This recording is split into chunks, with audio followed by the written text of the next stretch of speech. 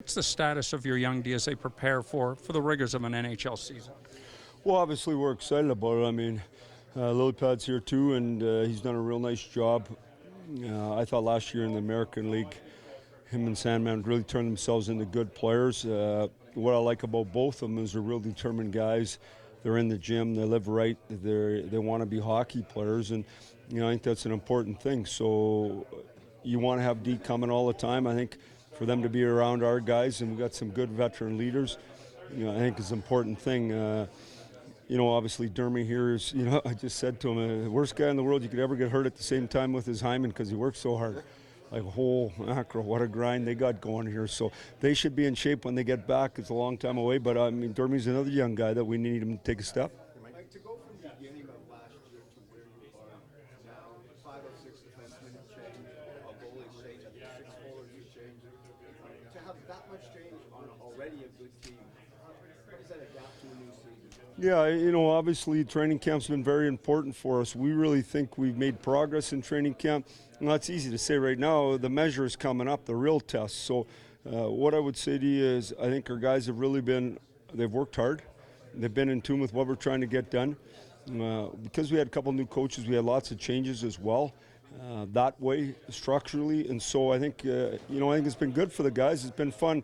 Now trying to figure them out, to run the bench, to run your specialty teams, to have the right people in the right spots. We'd like to tell you we have that all solved, but that wouldn't be the truth.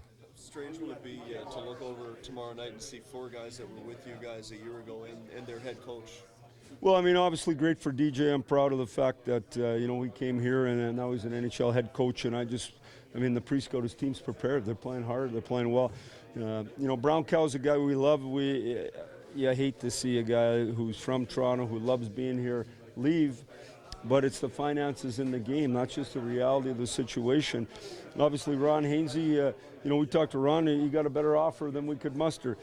Enzo, when we talked to him at the start of the year, last year, we were trying to get his career back. He played really well for us, and they're all high-energy people. And then you put Z, Z's one of those guys that the coaches and the teammates love way more than necessarily the people on the outside, but real good defender, elite stick, jumps hard, plays the game well, and an energy guy, too, that loves hockey. So I think it really helps you with your culture when you're a DJ going there. Do you still see a lot of growth for Morgan?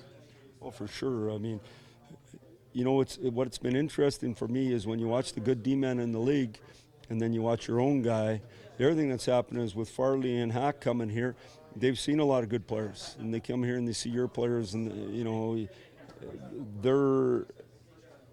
they haven't seen his growth, so they just see what they see now. And I think, it's evident he's a real good player, a real good man. How much would it help Muzzin, do you think, Mike being here from day one as opposed to coming in last year? Well, I think for sure, but you got to give Muzz a ton of credit. He worked in the off season. He's fit, he's light, he's a really intelligent guy. The other thing about Muzz is Muzz doesn't mind taking a hit to make plays. A big body, he can absorb hits and still make the good plays. He shoot the puck from the point, and he's a great teammate.